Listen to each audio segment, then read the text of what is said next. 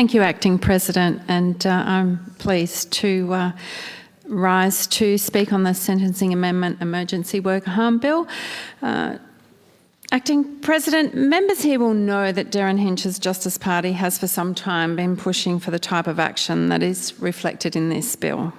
Even if they haven't heard that in at least 4 different speeches we've made on it in this House in the past 8 months, or even read it in various media releases and articles on the subject, they will almost certainly remember the debate we had here on the 16th of October.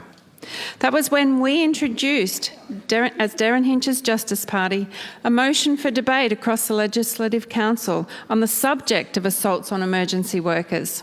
That motion specifically lamented the lack of practical enforcement in the court system of the government's minimum sentencing policy for injuries caused to emergency workers, and accordingly called for further legislative action. To us, it has certainly become apparent by then that there was an unmistakable and urgent need for changes to this area of law that better safeguarded emergency workers from assaults and more effectively prevented the perpetrators of such assaults from avoiding minimum sentences.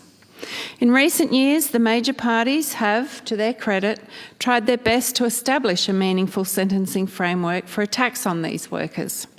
The aim of these attempts was perhaps best reflected in Daniel Andrews' comment on the 22nd of May 2018, that if you attack and injure an emergency services worker, jail will mean jail.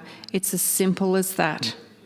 However, as we all know, neither of the 2 major and well-meaning sets of legislative changes made by the Coalition and then Labor in 2014 and 2018, respectively, have proved particularly successful.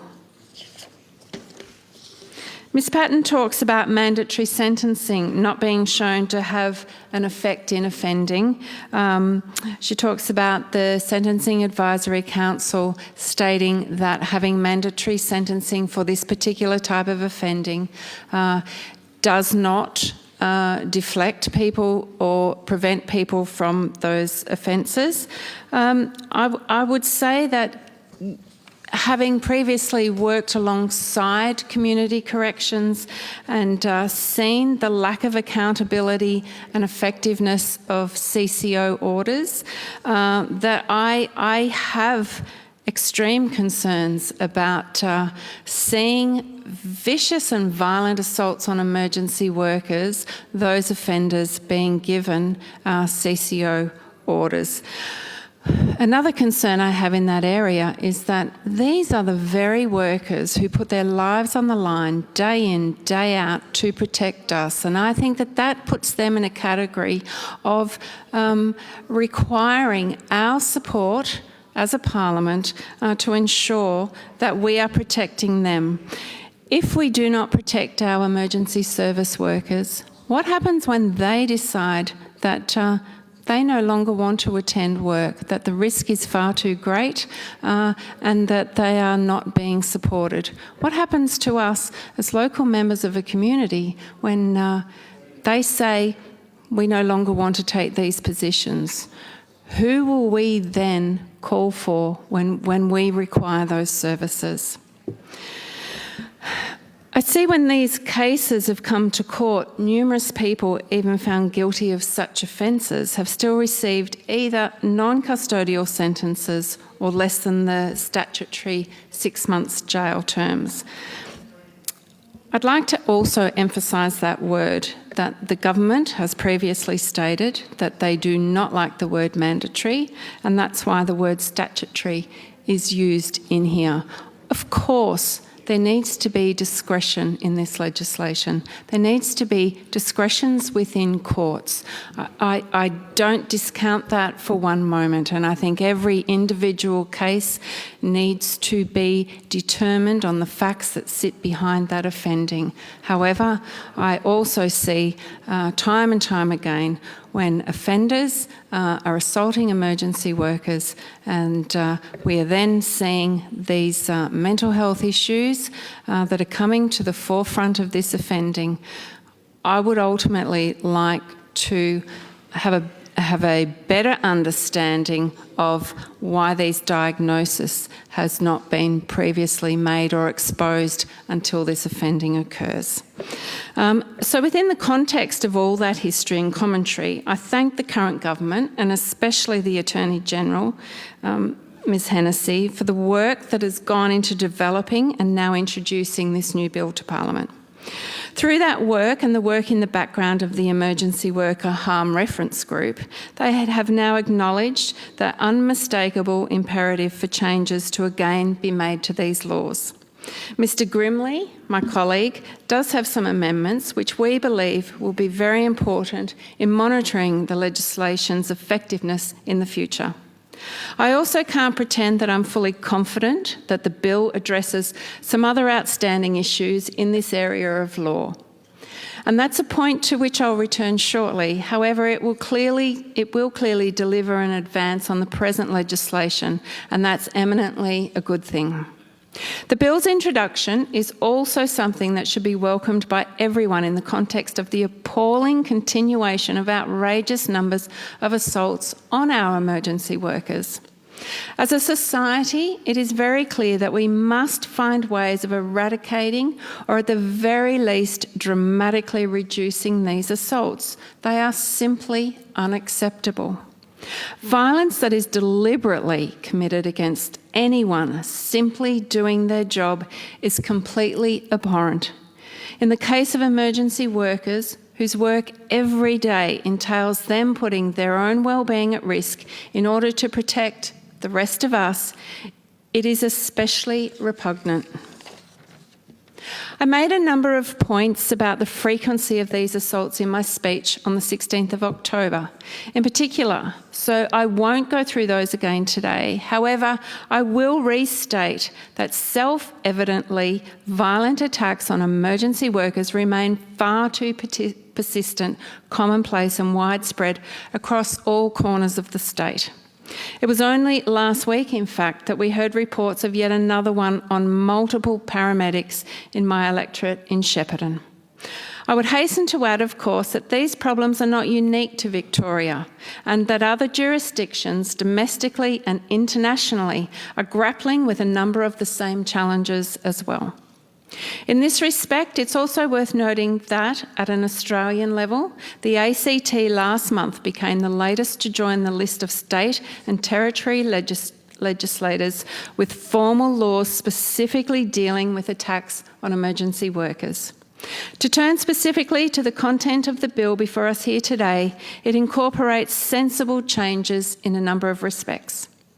These include the new requirements that all of these cases be heard in the County Court and Supreme Court instead of the Magistrates' Court, and that the Office of Public Prosecutions be responsible for prosecuting them. We also agree with the narrowing, albeit that it is necessarily an extensive one, of the special reasons exemptions for impaired mental functioning. Principally, these new limitations focus on cases like the one that Mr O'Donoghue mentioned involving James Haberfield, where a combination of self-induced intoxication and an underlying mental illness was said to have led to the offending. Through the changes in this bill, perpetrators of these assaults will no longer be able to avoid a minimum custodial sentence where this combination of factors led to their offending, even if the most significant cause was intoxication. The government's decision to bolster the wording of Section 5(2)(ga) of the Sentencing Acts also makes sense, albeit that we interpret that wording only as providing greater certainty and clarification around the law as it already exists. That is, we find it hard to completely agree with Ms Hennessy's second reading speech comment that it now creates, in its own right, an additional layer of considerations for minimum sentences. It seems very likely to us that the inclusion of this new wording is actually a direct response to point 15 of Justice Tinney's sentencing remarks in the DPP versus Haberfield appeal. Additionally, we like the new reverse onus of proof that is being placed on each of the offenders in a group attack on an emergency worker or workers, meaning that for any one of them to avoid a minimum sentence, they must explicitly be able to prove that their individual role in the offending was not significant. However, In Darren Hinch's Justice Party, I regret to say that we still do feel some disquiet at the wording and likely practical operation of some elements of these laws. In particular, it's hard to escape the conclusion that special reasons, exemptions in Section 10A of the Sentencing Act, as a whole, still remain too broad. I say that particularly in the context of two factors that should be very well known by all of us now when it comes to the subject of this bill. Namely, that attacks on emergency workers are fuelled very often by alcohol and/or drug use, and in that mental impairment defences still remain too attractive to lawyers and their clients in these circumstances. Similarly, there have seemingly been a growing number of cases in Victorian courts in recent years in which lawyers have sought to raise what they argue are the previously undiagnosed mental illnesses of their clients, and that remains particularly problematic in this specific area of law.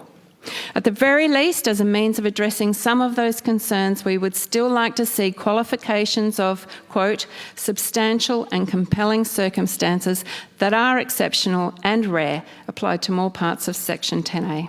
Just quickly, one further observation I make is that every time this area of law is the subject of change in Parliament, it seems that more and more layers and more complexity are being added to it, when it's my feeling that the opposite should probably be occurring. Multiple acts, sections, notes, clauses and cross-references already exist, and it's confusing and cumbersome to say the least. Through this bill that is occurring again, including from the addition of extra levels of emphasis to various existing provisions.